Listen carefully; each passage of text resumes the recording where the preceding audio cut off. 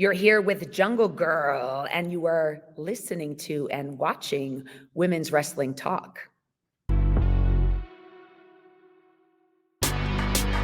Women's Wrestling Talk, the #1 women's wrestling show on the planet. You are watching Women's Wrestling Talk, the #1 women's wrestling show on the planet. My name is TK Trinidad, and today we have an amazing show with an amazing returning guest. She's the queen of the jungle and the queen of the ring, CEO and founder of Endorphasm, cancer survivor, and former WOW champion. Please welcome Jungle Grrrl.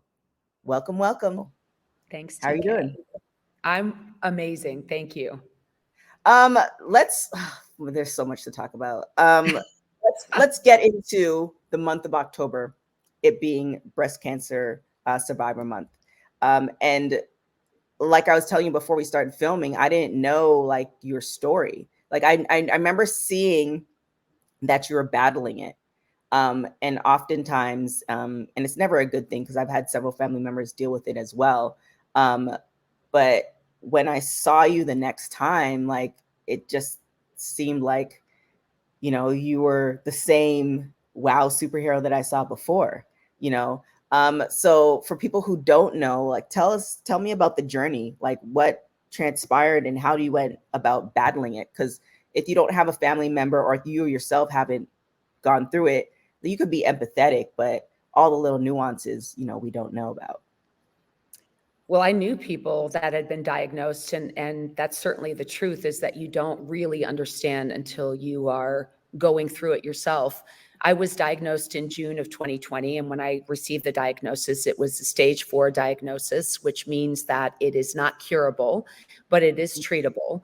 And so my breast cancer had spread to my lungs and to my bones. And so the initial treatment was really to address the spread to the lungs. And then after that, it was doing radiation to address the spread to my bones.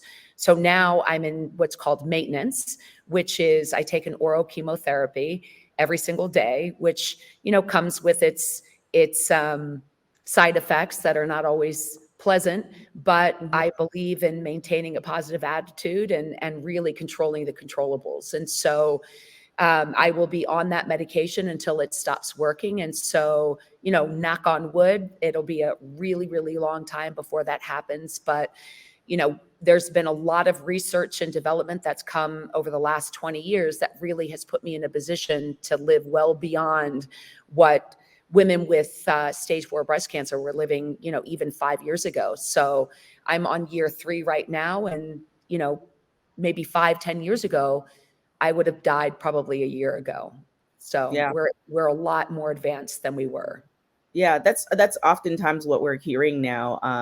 You know, you used to hear, oh, well, they have breast cancer or they have cancer and then, you know, they're gone. And that still happens. It just doesn't seem like it's happening as often. Like my aunt, she's had cancer or some form of the ins and outs of it for the better part of maybe 15-20 years. Yeah.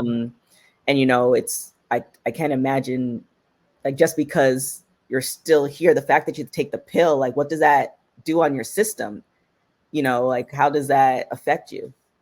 Well, you know, a lot of time, I mean, it's just like any other chemotherapy, even if I was receiving it through a port or IV, is that, you know, it causes fatigue. You know, there are a lot of side effects, joint pain and a variety of different things. I think that the important thing is, and the reason that I founded the foundation is that in going through the process of a diagnosis, everything is being done to you. Right? It's about this treatment. It's about what the medical community is doing to treat the disease. But there's still a person that's in there, and there's still an aspect of control that we as individuals want. And so what I wanted to do was bridge the gap between the medical community and what the individual can retain control over. And self-care is powerful, and that's ours to control, whether you've been diagnosed with something or not. But the important thing is that movement is critical. You know, during treatment and beyond treatment, because it helps individuals fare better during treatment with the fatigue, with just the emotional well-being. And that's so important. I think, you know, I think that when we focus on the controllables, what aspect of life, just in general, we can control, self-care and movement is powerful. So the the role of the Endorphism Foundation is really to empower individuals to move through cancer, which is essentially moving through life. So that not only are we physically better, but we are far better emotionally, and we are controlling an aspect of our care that is ours. Yeah. And then when it happened, because it's 2020, because Yeah. 2020 was like March, everything, the world shut down. Oh, So yeah, don't now I know you're it. seeing, yeah, it's crazy. So now you're seeing people who are, you know, losing their lives, and, you know, for my folks who are watching this, I'm just going off of what I'm not a scientist, but there was a correlation to people who weren't as healthy, and they were getting COVID, and, you know, wasn't faring well. And then, you know, you now get it, like, you know, people, or you now having breast cancer, them diagnosing you with breast cancer in the middle of a pandemic. What was that like? And I know, you know, you're in Virginia, so it's different than, because LA just felt like a ghost town, so I can't speak to other states, but what was that period like? I think it was like that here. I mean, I think a cancer diagnosis is kind of isolating anyway. And I'm not sure that I would have traveled the road of it differently had it been in a non-COVID time. I don't think that I would have had people going with me to get my infusions. And I think I would have done that very privately and by myself anyway.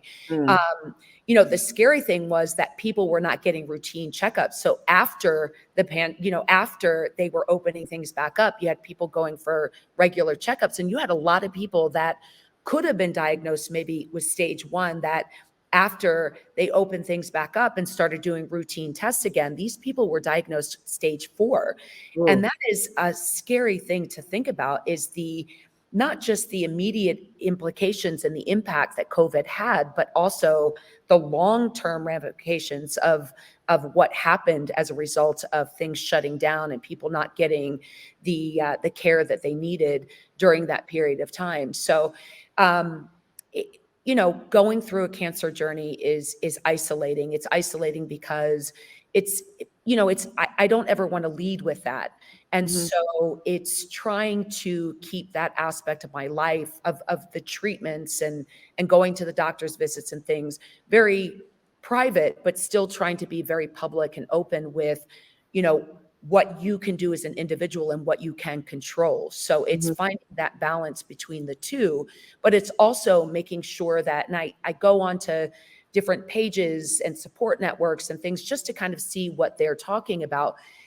And they're just, to me, as bad as the doctors just dealing with the disease, because that's what they talk about, is just the disease. And I'm like, hey, how about you talk about what you can control? How about you talk about all of the other things that you have going on in your life, all of the other things that define you as a person? And hey, by the way, I happen to have cancer.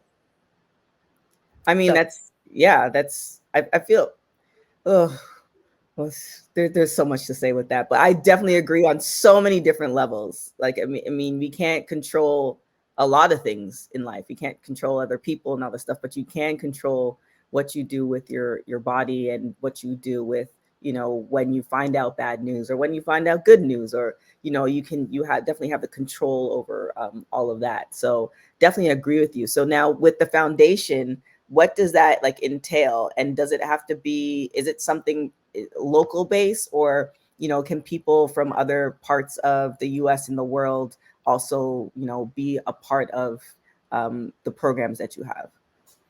It's both. So obviously we founded it here in the Richmond, Virginia area. We have a lot of impact here in the Richmond, Virginia area, but we don't just service the community here. So what we do is, so we're connected with a database, the CETI database, which is the Certified Cancer Exercise Specialists, which is an incredible organization founded by a woman who was a breast cancer survivor herself. And so we have that database. And so what we do is we place individuals, no matter where they are, with the services that they need, and we cover the cost for those services. And so it's really important that even if you're out in Los Angeles, that you connect with us through the endorphismfoundation.org. There's a contact me. I am so accessible and easy to find. You know, I put my number out there. I put my email address out there. You can find me. And so our goal is really to be able to empower anybody that is that has received a diagnosis to really empower themselves. And that, they have to take the step.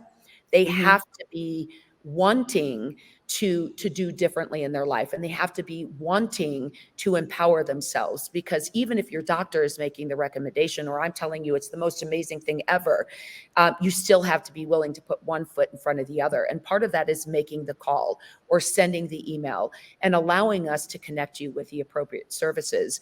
And we don't want costs to be an obstacle for anyone. And so, without question, we support the individual and connect them with the services that they need. So it's really, really a powerful organization. I'm really proud of the work that we're doing. And it's just hopefully will be a legacy that I get to leave many, many, many, many years down the road. But I'm really proud of the work that we're doing. Yeah, I mean, that sounds amazing. I'm gonna definitely I'm gonna tap my aunt and let her know this Good. is something she should check out. But well, there's no but. How do you how is it that, because I'm I go in the ups and downs as far as, sometimes I'm super healthy and I look amazing. Sometimes I'm like, I look kind of average. How do you stay in shape? Like, I it's insane. Like from the beginning of WoW to now to when I saw you in person just recently, what's I mean, I'm sure that plays a factor in um you being healthy and surviving and all the things, but how? What, like, how mentally, how physically, like, just how? So I will tell you, because a lot of people are like, what's endorphasm? So endorphasm is the moment during movement that you feel all things are possible. And for me, as a young adult woman, I always viewed exercise and movement as this cause and effect type of thing. I always looked at it as, I do this, I look like this. Mhm, And when I was living out in California and with WOW, I had an opportunity to take this class from this like ex-Navy SEAL guy. And I walked into the room and I thought I was pretty much, this badass. And I was like, oh, I got this. And I did this workout, which was nothing like I'd ever experienced before. And I had not done group fitness. And mhm, it was the first time as a young adult woman that I didn't think about what I look like. I didn't think about what I had to make for dinner. I didn't think about anything other than what my body was capable of doing.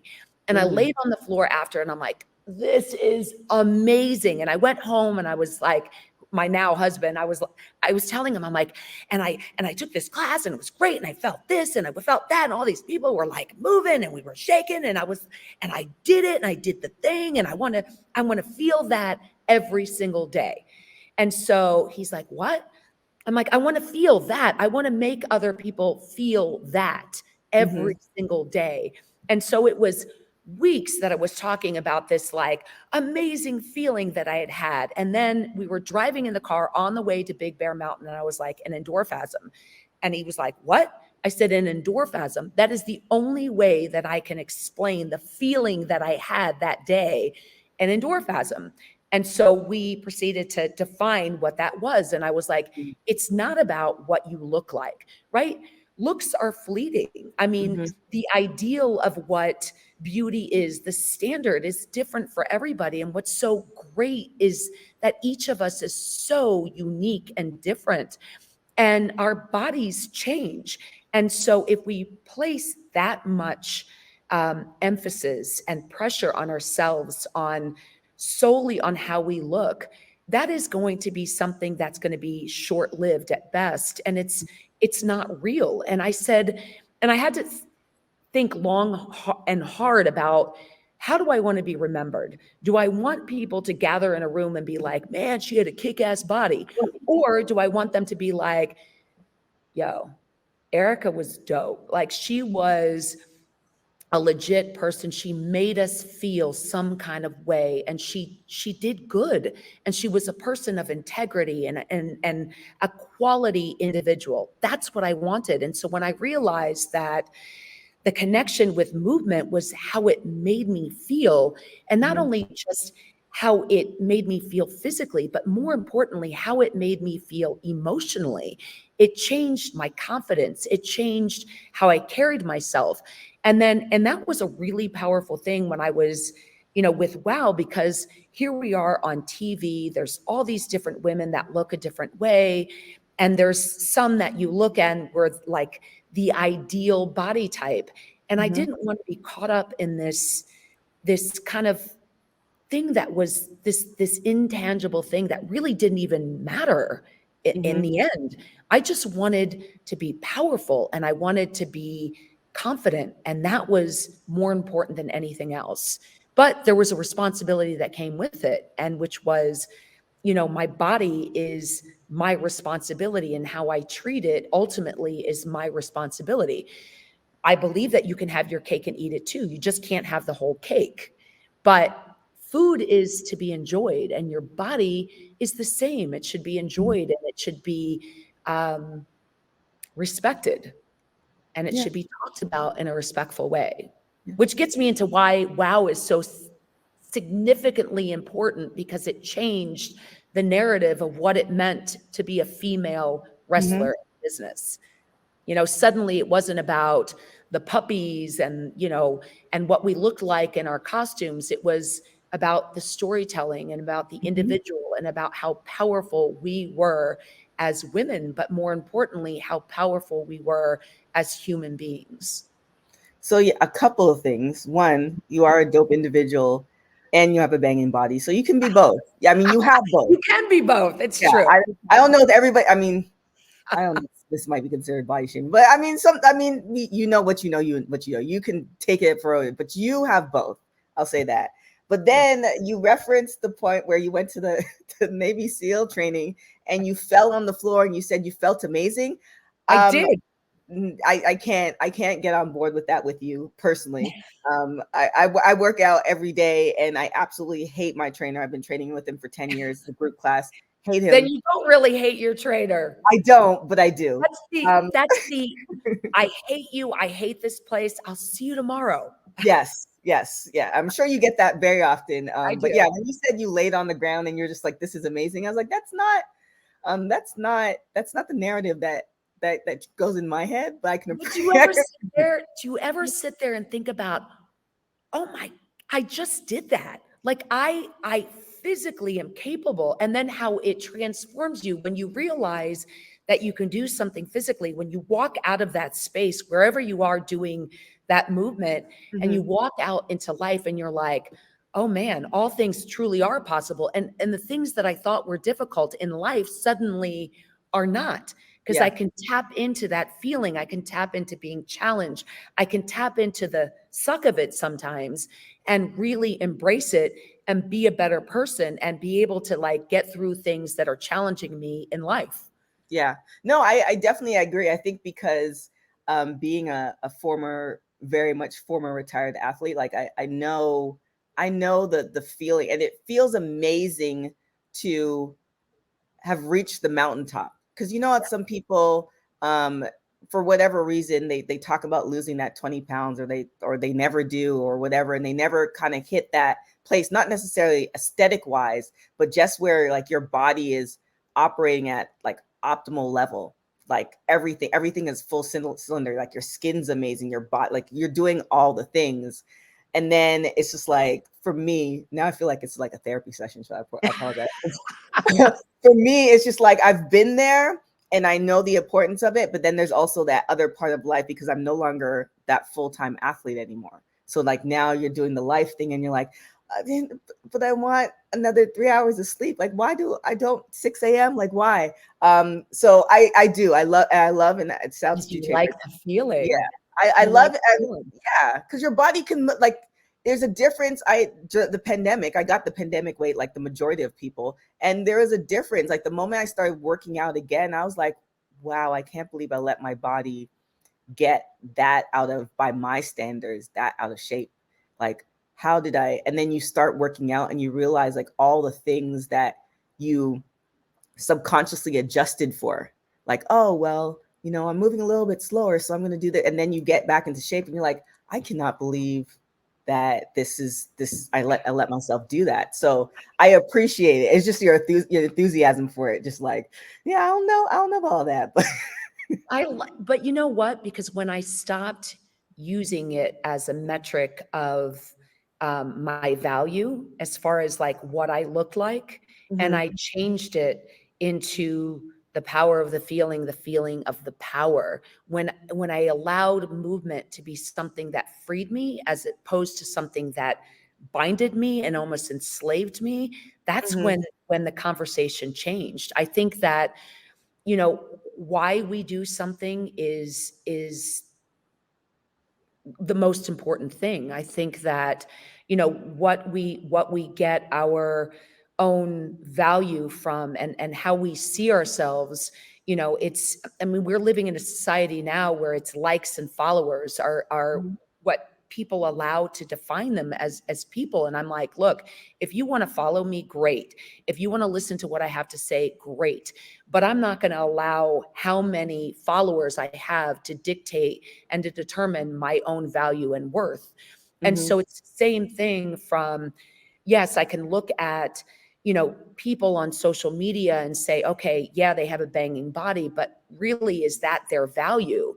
And so I place very little worth and a weight on that aspect of an individual, and more on, okay, how do they make me feel? Because Mhm. ultimately, like, I look at like a Maya Angelou, right, who, one of the most remarkable human beings, Mhm. compassionate and beautiful, and had all of these amazing things to say and made people feel a kind of Mhm. way. And I look at like, okay, do you think when she was on her deathbed, did she say, God, I really wish I hadn't eaten that cookie and I wish I'd been 20 pounds lighter? No, she wished she'd had more time. Right. And I think that, you know, I think if we can get outside of really putting so much weight and value on what we look at. And so this is one of the most powerful quotes ever. If the world was blind, who would you impress? And if you live Mhm. your life that way, man, it's a powerful place to live from and I to lead from. I like that. That I think that's gonna be a vision board quote. I like that. But let's get into the wow of it all. Yeah. So, former WoW champion Princess Ozzy is the current champion. I mean, there's so much has changed because it's an amazing feeling. It's great to see because I remember when I first was not necessarily introduced to you guys, but introduced to you guys on the interview standpoint. This was when Access TV, I believe, was starting, and so many girls have been added, or so many WoW superheroes have been added from your OG days. Because every time I see you, I think of the scene of you and David running on the beach. Like I don't know why that is the first thing that comes to mind, but it's legitimately the first, like that's the first scene that comes to mind, like you and David I running thought on he the was going to die doing that because he's like, slow down. so like looking at everything that's changed and the current champion now, like what is your mindset? Are you like, yo, I need another like go round? Oh What man. is happening? I will tell you that it's really, really tough because when we, you know, the last show that I did was in 2019, and then COVID hit, and then, you know, it was years before we were back in production again. Um, oh, so often I'm like, I have unfinished business. I really do. Now I have no regrets with anything, but if I given the opportunity, would I like to get back in the ring? Oh, in a heartbeat, in a heartbeat. But I love to have, um, you know, my finger on the pulse of what's happening with the women. And I have so much respect for the women in the locker room, and Mhm. everything that they put their bodies through. And, you know, they put their lives on hold. And it's an incredible, incredible roster of women who are talented, who are devoted to the business, Mhm. who understand and respect the business. And that's really, really important. And I think when you have a champion like Ozzy, who just um, has dedicated herself to the craft of wrestling, is really just, she is a powerful individual to have uh, Mhm. representing the company and to be the champion of the WOW organization. And it's just, it was really an honor to watch her win that belt. And it's, you know, I think the sky's the limit in what WoW can offer the public. And I think that people are now starting to gravitate towards what is so unique and different about WoW from all of the other promotions that are offered.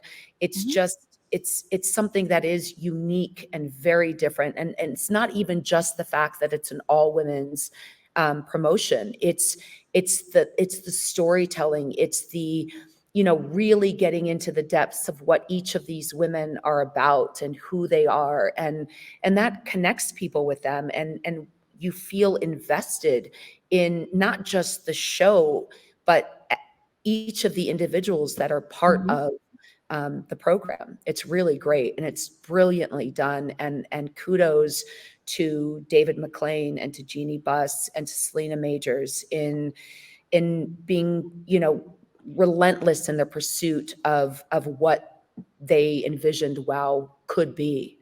Yeah. Well, what you didn't say was you're officially retired. So, well, I think between that's a decision that David and Selena and Jeannie would have to make. But I think that if they asked me and they said, "Hey, listen, I don't think you'd have to twist my arm that hard." So okay. I just wanted to, I love it and I agree with everything. But I just I'm certainly physically capable of getting in there and kicking some ass. I mean, let's be real. Let's be honest. I want to see like you and Beast. Like I mean, there's I agree. There's so much unfinished business. Oh, there is definitely an unfinished business. Yes. So I would definitely want to see all of that. But I definitely want to see all of that. But with that being said, until they definitely give you the green light, who's as far as the story now, who are you most impressed by right now as far as WoW superheroes? Wow. I would probably have to say Aussie. I mean, I find them all remarkable, right? And I think that I will tell you what character, who I like the best, who I think Coach is unbelievable. And I just, I can't wait to watch her and to watch the little vignettes and to watch when she's on there and they do these little shorts with her. I really get a kick out of her. And I think that she's fantastic. Yeah. And she's recruiting right now. So just putting it out there, David, Jeannie, Selena. But I appreciate you so much. Thank you for sharing your journey. We'll definitely put all the information for people who, want to join, want to support all the things. And with that being said, let people know where they can go to support your foundation and then where they can follow you. So go to endorphasmfoundation.org. And on any of the social media platforms, you can go to @Endorphasm, @Endorphasm Foundation, and certainly WoW Jungle Grrrl, because I will message you back if you want to know anything. Yes, especially when we see you on air again. All right, you heard it here first. I'm just putting it in the universe. I want to thank you so much for joining. Thank you guys so much for watching Women's Wrestling Talk. My name is TK Trinidad. You can follow me everywhere at TK Trinidad. Follow us everywhere at WWE Talk Pod. Check out our website at www.talkpod.com. Thank you guys so much for watching Women's Wrestling Talk, the #1 women's wrestling show on the planet. Till next time, guys. Ciao. Women's Wrestling Talk, the #1 women's wrestling show on the planet.